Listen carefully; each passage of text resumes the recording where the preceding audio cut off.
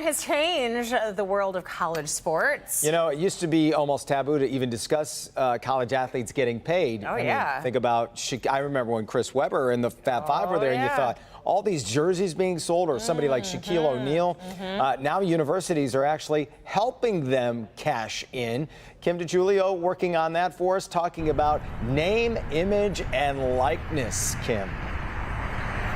Absolutely. We're calling it NIL. And yes, it was taboo to talk about. And you'd hear about these players who were getting paid for, let's say, autographs or other things like that. And the NCAA would penalize the players and also the entire team. So we really have changed course now. And yes, universities are not only encouraging their players to do it, but also athletes are looking to go to schools that have good NIL programs.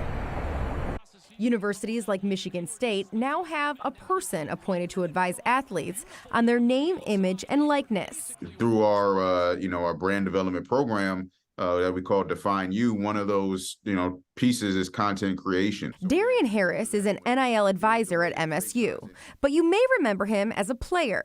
He was a linebacker at State from 2012 to 2015. My final 3 years here, went 36-5, won the Rose Bowl, 2 Big Ten titles, won the Cotton Bowl, won the Cotton Bowl, went to the college football playoff. So a lot of revenue generated for the school, which is great. Great, but Darian and his teammates weren't making a cent per NCAA guidelines. But that all changed about 2 years ago when the Supreme Court ruled that players should be able to make money by marketing themselves. People have started to see this imbalance grow wider and wider, and public sentiment has gone toward, well, Blake Corum should be able to sign an autograph and be compensated for it. And of course, many other things. Greg Dooley is a professor at University of Michigan who teaches a class about NIL.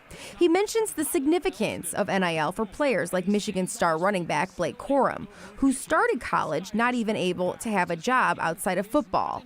Now he can make hundreds of thousands of dollars through marketing himself. And that is specifically why NIL is changing college sports. I believe it most likely, if without NIL, I'd say that Blake Corum would have entered the NFL draft. Players are choosing to stay, specifically in women's sports. You look at someone like Caitlin Clark from Iowa, who is just a fantastic basketball player.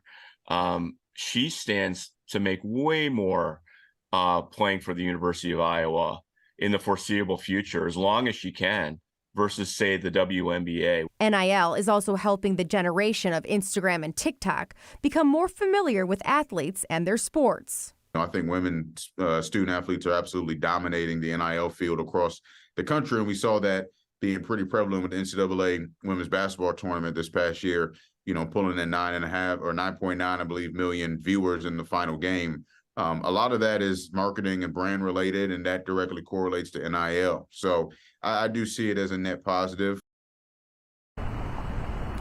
Okay, so just how much money are these athletes making through NIL? Well, Greg says that it really depends on the athlete, but some star players at certain universities can make up to $1 million per year, while other athletes can make maybe $50 to $100 per Instagram post. So it really depends on their following. But guys, this is just such a foreign concept, and the truth is NIL just keeps on changing, so we've got to keep up with it.